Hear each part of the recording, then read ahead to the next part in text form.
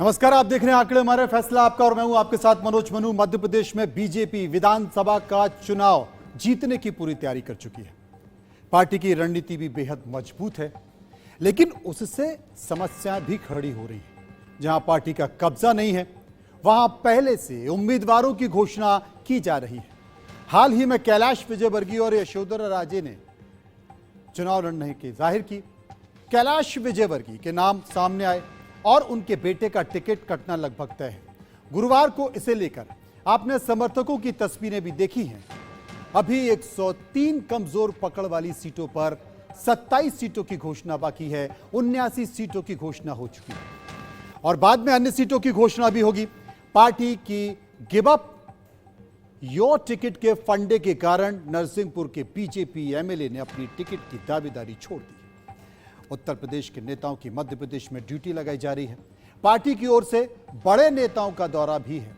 ऐसे में आगे क्या कुछ होगा, ये देखने वाली बात है। उधर राजस्थान में वसुंधरा राजे को पार्टी नाराज नहीं करना चाहती, लेकिन मध्य प्रदेश का फार्मूला वहां पर भी लागू होने की पूरी संभावना है। देवी सिंह भाटी को बीजेपी में कल शामिल करा दिया गया। प्रधानमंत्री का 2 अक्टूबर को मध्य प्रदेश का भी दौरा है और मेवाड़ का भी है। कुल मिलाकर बीजेपी मजबूती के साथ दोनों राज्यों पर चुनाव लड़ने की रणनीति बना चुकी है और उसी पर काम कर रही है। आज हम विस्तार से मध्य प्रदेश और राजस्थान पर चर्चा करेंगे। मध्य प्रदेश और राजस्थान की सीट, सियासी समीकरण और तमाम तस्वीरों पर चर्चा होंगी। मेरे साथ मौजूद होंगे, आपका मैं परिचय कराना चाहता हूं। मेरे साथ मौजूद होंगे मयंक सिंह, जो कि सेफोलॉजिस्ट है, वो चर्चा करेंगे। मयंक, आपका स्वागत है इंडिया न्यूज पर। तमाम मुद्दों पर हम चर्चा करेंगे और बात करने की कोशिश भी करेंगे कि मध्य प्रदेश छत्तीसगढ़ क्या कहता है, क्योंकि दोनों ही राज्यों का जो सियासी समीकरण है, वो सियासी समीकरण का तापमान बढ़ता जा रहा है। विस्तार से चर्चा करेंगे, समझने की कोशिश करेंगे। सबसे पहले अगर दोनों राज्यों की बात करें तो सबसे पहले हम बात कर लेते हैं मध्य प्रदेश की। मयंक, आप सेफोलॉजिस्ट हैं और मध्य प्रदेश के तमाम इलाकों को या मध्य प्रदेश के सियासी समीकरण को आपने समझने की कोशिश की है। आप बाहर मत जाइए, आप अंदर आइए, क्योंकि बीजेपी उन तमाम उम्मीदवारों को मैदान से बाहर कर रही है जो अब जनता की नजर में कमजोर हो चुके हैं। लेकिन आप तो सियासी समीकरण समझते हैं और उस पर नजर भी है, तो थोड़ा सा करीब रहिए। करीब रहेंगे तो हम बेहतर तरीके से समझ सकते हैं। मैं मयंक आपसे ये जानना चाहता हूं कि आपने बतौर सेफोलॉजिस्ट मध्य प्रदेश को समझा है, मध्य प्रदेश के तमाम विधानसभा को समझा है और सियासी चेहरों को भी जाना है। मध्य प्रदेश की राजनीति क्या कहती है? देखिए, अभी फिलहाल तो वहाँ पे कांटे की टक्कर थी जब तक इन लोगों ने ये 7 मेंबर ऑफ पार्लियामेंट्स को नहीं अनाउंस किया, जो दूसरी लिस्ट में। इससे पहले जो हम लोगों ने सर्वे किया था उसमें बहुत कांटे की टक्कर चल रही थी। लेकिन अभी का जो मामला है, जो ये नया इन लोगों ने लिस्ट रिलीज़ किया है, जो 56 उम्मीदवार का जो लिस्ट है, उसमें वो आने के बाद कहीं ना कहीं ऊहापोह की स्थिति हो चुकी है कांग्रेस खेमे में। क्योंकि अब वो भी जहाँ तक सुनने में आया है कि अब कांग्रेस भी ये सोच में लगी है कि इनको काउंटर करने के लिए जो 7 मेंबर ऑफ पार्लियामेंट को इन लोगों ने लगाया है, उसके पीछे उनकी जवाबी कार्रवाई क्या होगी, इसके लिए वो लोग थोड़े सा भी बैकफुट पे हैं। पहले जब हम लोगों ने सर्वे किया था, जो 3 महीने पहले की जो स्थिति थी, वहाँ कहीं ना कहीं बात कांटे की टक्कर पे आके रुक रही थी। बट अभी जो है एज मिलता हुआ मुझे दिख रहा है बीजेपी को। अच्छा, ये हम थोड़ा दर्शकों को समझाना चाहते हैं कि मध्य प्रदेश का सियासी समीकरण क्या है। अगर आप थोड़ा सा इधर हो जाएंगे तो ग्राफिक के जरिए हम देखेंगे कि मध्य प्रदेश क्या कहता है। देखिए पीछे, देखिए मयंक, मेरे पीछे मध्य प्रदेश विधानसभा की तस्वीर है 2018 की, और ये जो तस्वीर है वो बताती है कि मौजूदा कुल सीटें कितनी हैं। 230 विधानसभा की सीटें हैं। इन 230 विधानसभा की सीटों में कांग्रेस के पास 96 सीटें हैं। अब 96 रह गई है, क्योंकि ज्योतिरादित्य सिंधिया और उनके समर्थक जा चुके हैं पार्टी छोड़कर। उन्होंने बीजेपी में सदस्यता ले ली है, वहां से वो चुनाव भी जीत गए हैं। और बीजेपी की जो सीटें हैं वो 127 सीटें हो चुकी हैं, यानी कि वहां पर उपचुनाव हुआ। उपचुनाव के बाद जो जीत कर आए 127 सीटें, यानी कि बहुमत कितना चाहिए आपको सरकार बनाने के लिए? 116 सीटें चाहिए। अगर हम चर्चा करें तमाम दूसरी पार्टी की, समाजवादी पार्टी के पास कोई सीट नहीं है, बसपा के पास 2 सीटें, उनमें से एक रामबाई है। रामबाई को लेकर आप तमाम तरह की बातें सुनते रहते होंगे, तो कुल मिलाकर निर्दलीय भी कोई नहीं है। यह सियासी समीकरण है। अब अगर इस सियासी समीकरण को समझें तो बतौर राजनीतिक विशेषज्ञ आप क्या मानते हैं? फिलहाल जो स्थिति है, ये स्क्रीन थोड़ी गड़बड़ कर रही है, ग्राफिक इस पर हम दिखा नहीं पा रहे हैं, वो उस समीकरण को क्या मानते हैं? यानी कि अभी 96 सीटें हैं कांग्रेस के पास जी, और बीजेपी के पास जो सीटें हैं वो बहुमत से कहीं ज्यादा है।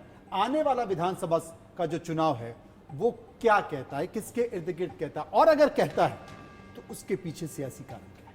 अभी जमीनी जैसे हकीकत यहाँ पे आपने 96 दिखाया, जी। हम लोगों के सर्वे के अनुसार आज के डेट में अगर इलेक्शन होते हैं तो 105-107 के करीब कांग्रेस के पास आती हुई दिखती है। अच्छा, और यही मामला अगर हम बीजेपी पे अगर हम लोग लेके जाएं तो वो लोग समवेयर अराउंड 115 के आसपास वो लोग दिख रहे हैं। तो इससे पता लगता है कि जो गैप है बीजेपी और कांग्रेस में, ये 10, 12, 15 सीटों का है तत्काल। इसमें सबसे बड़ा फैक्टर एंटी इनकम्बेंसी हम लोग देख सकते हैं। वो सबसे बड़ा फैक्टर है कि जो सीएम कैंडिडेट हैं, जो अभी ऑलरेडी जो हमारे सीएम हैं शिवराज सिंह चौहान, उनको लेके एंटी इनकम्बेंसी एक ज़्यादा फैक्टर है। तो यही शायद एक कारण है कि पार्टी हाईकमान नहीं चाहती है कि उनका चेहरा रखा जाए कहीं पे भी, उनको प्रोजेक्ट किया जाए एज ए सीएम। तो मुझे अभी कहीं ना कहीं लग रहा है कि वही, जैसा मैंने आपको पहले बताया, कि एज बीजेपी को मिलता हुआ दिख रहा है अभी। ये तमाम सारी स्थिति है जो हमने बताने की कोशिश की। अच्छा, एक चीज मयंक हम और जानना चाहते हैं, क्योंकि बीजेपी करीब 19 साल, 19.5 साल की सरकार वहां पर होने जा रही है, और ऐसे में स्वाभाविक तौर पर कि सत्ता विरोधी लहर होती है।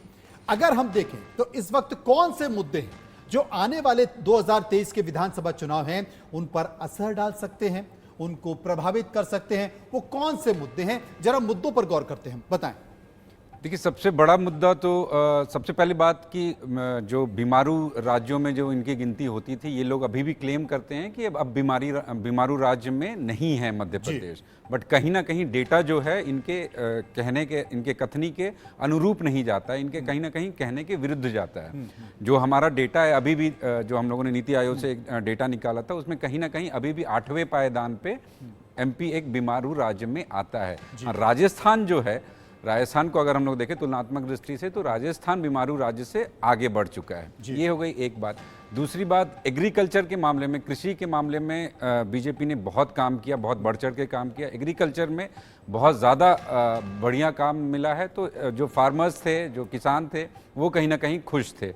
बीजेपी का हमेशा से सपोर्ट रहा, जो उनका केंद्र बिंदु रहा, वो ट्राइबल्स रहे और ओबीसी रहे। जो ट्राइबल्स और ओबीसी हैं वो भी कहीं ना कहीं कंसोलिडेट करते करते अब जो है, मुझे लगता है कि वो इस बार उतने जोर शोर से उनके साथ बीजेपी के पीछे नहीं खड़े रहेंगे जितने इतने साल वो खड़े रहे हैं। तो ये 3-4 फैक्टर है जो इस इलेक्शन में जो कुछ नया होने की। अगर तमाम और मुद्दों का जिक्र करें, क्योंकि आपने तो बताया कि स्वाभाविक तौर पर बीमारू राज्य की बात की जाती है, और देश के प्रधानमंत्री नरेंद्र मोदी भी अभी हाल ही में मध्य प्रदेश के दौरे पर गए। उन्होंने कहा कि एक समय था जब मध्य प्रदेश बीमारू राज्य था, लेकिन आज वो बीमारू राज्य नहीं है। आप कह रहे हैं कि तमाम ऐसे विषय हैं जिन पर अगर तुलनात्मक अध्ययन किया जाए तो आज भी स्थिति कमोबश कमजोर है। लेकिन अगर बात करें बिजली की, अगर बात करें सड़क की, अगर बात करें स्वास्थ्य की, अगर बात करें शिक्षा की, बात करें सामाजिक सरोकार की, बात करें इंफ्रास्ट्रक्चर की, बात करें महिलाओं की, यानी कि लाडली बहनों की, इन मुद्दों को लेकर आप क्या मानते हैं? देखिए, हर जितना भी आपने गिनवाया, मुझे लगता है कि अगर हम लोग केवल हेल्थ स्ट्रक्चर को अगर छोड़ दें, हेल्थ इंफ्रास्ट्रक्चर को छोड़ दें, तो हर जगह पे पिछले 19 सालों में जितना काम मध्य प्रदेश में हुआ है उतना शायद ही किसी और राज्य में हुआ है। एक समय था जब जीडीपी इनकी इतनी कम थी, और आज से 4 साल पहले का जो रिकॉर्ड हम लोगों ने निकाला था उसमें जीडीपी जो नेशनल एवरेज थी उससे भी ज़्यादा थी। तो हर क्षेत्र में बीजेपी ने मध्य प्रदेश में काफ़ी बढ़िया काम किया। जहाँ पे हम लोगों के दिग्गी राजा ने जो छोड़ के गए थे, तो उन्होंने कहीं ना कहीं इंफ्रास्ट्रक्चर, कहीं ना कहीं रोड, इस पे इन लोगों ने इतना काम नहीं किया था।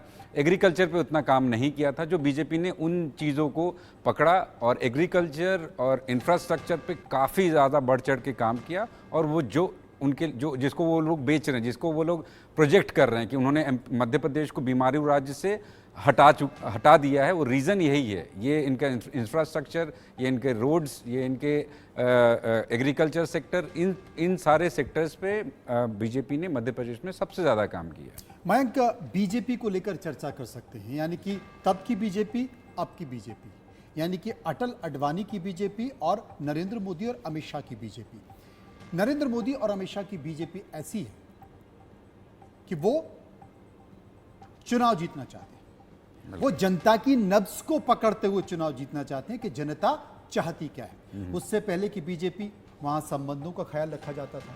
आप पार्टी में कितना समय दे चुके हैं, इनका ख्याल रखा जाता था। टिकट के लिए किस नेता ने किसको फोन किया, किसके लिए फोन किया, इसका ख्याल रखा जाता था। तमाम सारे सियासी समीकरण, लेकिन यहां पर सिर्फ एक चीज का ख्याल रखा जाता है, जनता में लोकप्रिय कौन है, सर्वे क्या कहता है, और वाकई वो व्यक्ति जीतने लायक है या नहीं जीतने लायक है, इसका ख्याल रखा जाता है। बहुत सारे ऐसे सांसद, आपने जिस बात का जिक्र किया कि तमाम केंद्रीय मंत्री और सांसद जिन्हें टिकट दे दिया गया, आपने उस बात का जिक्र किया, बहुत सारे ऐसे सांसद जो चुनाव लड़ना नहीं चाहते थे, बिल्कुल। लेकिन बावजूद उसके पार्टी आलाकमान ने कहा कि आपको जाना पड़ेगा, चुनाव लड़ना पड़ेगा। आप मोदी लहर में चुनाव जीत रहे हैं, जाइए और सिद्ध कीजिए कि आप प्रदेश के नेता हैं। बहुत सारे ऐसे नाम हैं। ऐसी बीजेपी और बीजेपी की इस रणनीति को आप क्या कहें? देखिए, अगर इंग्लिश में कहें तो परफॉर्म और पेरिश वाली इनकी रणनीति है कि अगर आप काम करते हैं, अगर आपको सराहा जाता है और आप कुछ लेके आ रहे हैं पार्टी के लिए, तो आपको रखा जाएगा। जो पहले की आपने बात बताया अटल बिहारी वाजपेयी के समय की, उस समय की बात और अभी की बात में बहुत अंतर है। उस समय की पार्टी में और अभी की पार्टी में बहुत अंतर है। अभी आपको पता है कि अगर आप कुछ नया लेके आ रहे हैं तो ही आपको जगह मिलेगी पार्टी में। अगर आपके पास नहीं, जैसे अभी जो सरप्राइज पैकेज मिला, तो इतने दिग्गज नेताओं को भी सरप्राइज पैकेज मिला कि जब हमने सुना 2 दिन पहले कि भाई एक नेता कह रहे हैं कि मैं तैयार नहीं हूं, मुझे पता ही नहीं था, तो आप समझ सकते हैं कि पार्टी हाईकमान इतने लास्ट बॉल पे छक्के मारने की उनकी आदत हो चुकी है कि पार्टी हाईकमान को पता है, सिर्फ उन्हीं को पता रहता है कि उनका अगला दाव क्या होगा। जैसे अभी तक किसी को नहीं पता है कि अगले लिस्ट में किसका नाम होगा, किसका नहीं होगा। तो ये एक कहीं ना कहीं उनके लिए बेनिफिट रहता है कि कहीं ना कहीं उन्हें वो पकड़ के चलते हैं लोगों को कि भाई कोई हमसे नाराज़ ना हो, ना कोई हमसे विफरे। तो सबसे बड़ी बात मुझे जो मध्य प्रदेश में समझ में आ रही है कि वो ये है कि जैसा कि कई लोगों की टिकट कटने की बात मध्य प्रदेश राजनीति में ये अभी बातचीत चल रही है कि कई लोगों की टिकट कट सकती है। किसको टिकट मिलेगा नहीं मिलेगा, ये भी एक उन लोगों के लिए चिंता का विषय है। उन लोगों के लिए चिंता का विषय। कुछ ऐसे बिंदु हैं जिन पर चर्चा करना जरूरी है। जैसे मध्य प्रदेश में बीजेपी का प्लान क्या है। मध्य प्रदेश की जो विधानसभा सीटें हैं, उन विधानसभा सीटों को A, B, C और D कैटेगरी में बांटा गया है कि कौन जिताऊ है। वहां पर उम्र का बंधन नहीं है, वहां पर यह बंधन नहीं है कि आपकी उम्र ज्यादा है या आप बहुत ज्यादा युवा हैं। इस चीज से पार्टी बाहर निकल चुकी है, यानी कि विधानसभा सीटों को अलग अलग कैटेगरी में बांटा गया। इसके बाद भी और सारी चीजें हैं। ए श्रेणी की सीट है वो बीजेपी की मजबूत श्रेणी है, और बी श्रेणी की जो सीट है वहां पर पार्टी जीतती है, लेकिन पिछले कुछ समय से लगातार सत्ता में बने रहने के कारण कमजोर है। और सी और डी यानी कि जहां से कांग्रेस की मजबूत स्थिति है और कांग्रेस वहां से लगातार विधायक बनी हुई है। ये तमाम श्रेणियां हैं जिनका मैं जिक्र कर रहा हूं, और इन्हीं श्रेणियों के मद्देनजर पार्टी टिकट भी दे रही है। यहां पर मैं इस बात का भी जिक्र कर रहा हूं कि प्रदेश का जो नेतृत्व है, प्रदेश के नेतृत्व ने जो सर्वे कराया या जो उम्मीदवारों के पैनल बनाए, उनके इतर केंद्रीय नेतृत्व ने तमाम एजेंसियों से जो सर्वे कराया है वो ज्यादा महत्वपूर्ण माना जा रहा है। और उन्हीं के बल पे, यानी कि प्रदेश नेतृत्व हो सकता है बाइस्ड हो, कहीं किसी से प्रभावित हो, लेकिन जो केंद्र एजेंसियां हैं, जो केंद्रीय संगठन ने अपने हिसाब से जो सर्वे कराया है, अपने हिसाब से जो फीडबैक लिया लोगों को लेकर, उस हिसाब से टिकट दिया जा रहा है और अंतिम मोहर उसी के आधार पर लगाई जा रही है। मैं क्या कहें? बिल्कुल, मुझे लगता है कि जो केंद्र की बात आपने कही कि उन लोगों ने अपना ही एक फॉर्मेट लेके चला हुआ है कि जो स्टेट गवर्नमेंट और जो स्टेट वहाँ से जो निकल के आएगा जो डेटा, वो डेटा पे वो लोग बिल्कुल आंख बंद करके नहीं चलने वाले हैं। केंद्र के पास अपना एक खुद का डेटा है जिसको वो लोग, मुझे लगता है कि उनको एज मिलेगा और उनके ऊपर ये लोग फैसला तब लेंगे जब पार्टी हाईकमान ये तय करेगी कि भाई आखिरकार जो जीतने वाले कैंडिडेट वो कौन है।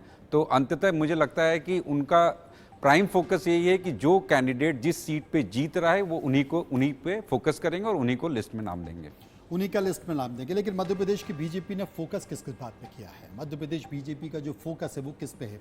पिछले चुनाव में हारी हुई 103 सीटों पर बीजेपी ने एड़ी चोटी का जोर लगा दिया। जो बेहतर उम्मीदवार हैं उन्हें चुनने की कोशिश की जा रही है मोती की तरह। 103 सीटें सी और डी श्रेणी में रखी हैं। 103 सीटों में से 79 सीटों की घोषणा हुई है, 27 अभी बाकी है। 79 सीटों पर घोषणा, यानी कि 76 सीटों पर बीजेपी का कब्जा नहीं है। इसे समझिए, यानी कि मध्य प्रदेश में जो बीजेपी है वो बीजेपी लगातार अपने हिसाब से चीजों पर नजर बना रही है। चुन चुन के ये तय करने की कोशिश की जा रही है कि कौन सी सीट मजबूत है, कौन सी सीट कमजोर है, किस सीट पर हम गच्चा खा सकते हैं और किस सीट से हमें कौन सा उम्मीदवार पसंद है, इसकी भी निगरानी की जा रही है, चाहे किसी को भी लड़ाया जाए। लेकिन तमाम ऐसी तस्वीरें भी आती है, जैसे माइंड कैलाश विजयवर्गीय को टिकट मिल चुका है, कैलाश विजयवर्गीय को टिकट मिल चुका है।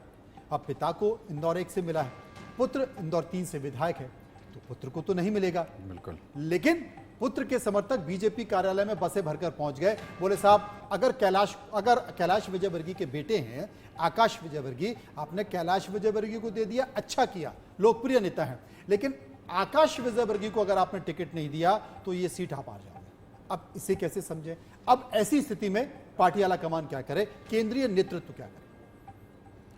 मुझे लगता है कि इसमें अंततः तो केंद्रीय नेतृत्व को ही सोचना होगा कि ये कैसे सही बैठेगा।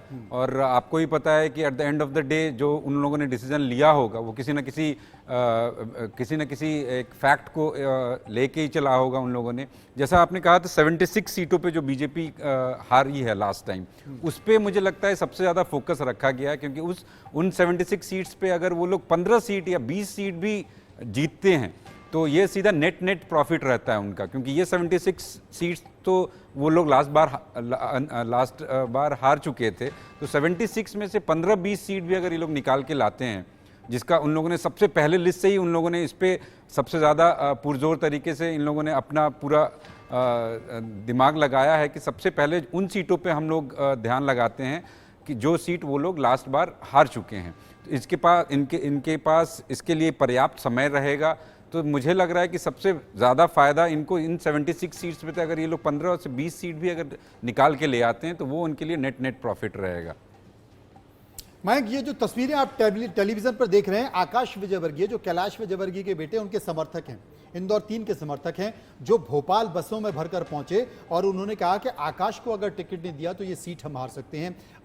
किसी को उम्मीद नहीं थी कि पिता को टिकट मिलने के बाद पुत्र के समर्थक जाकर बीजेपी कार्यालय में ऐसा करेंगे। लगता है कैलाश जी समझा सकते थे कि बीजेपी है, बीजेपी में ऐसा चलता नहीं है, क्योंकि जब कैलाश जी ने आकाश को टिकट दिलवाया था तब भी केंद्रीय नेतृत्व नाराज हो गया था, क्योंकि वो परिवारवाद के पूरी तरह से खिलाफ है। यानी कि परिवार से एक व्यक्ति अगर सत्ता में है, एक व्यक्ति संगठन में, तो एक ही रहे जब तक कि वो वहां पर मौजूद है। इसके साथ साथ हमारे पास जो सूचना मिल रही है, मध्य प्रदेश मंत्रिमंडल के 1 दर्जन से ज्यादा मंत्रियों के टिकट कट सकते हैं, क्योंकि उनके खिलाफ एंटी इनकम्बेंसी है।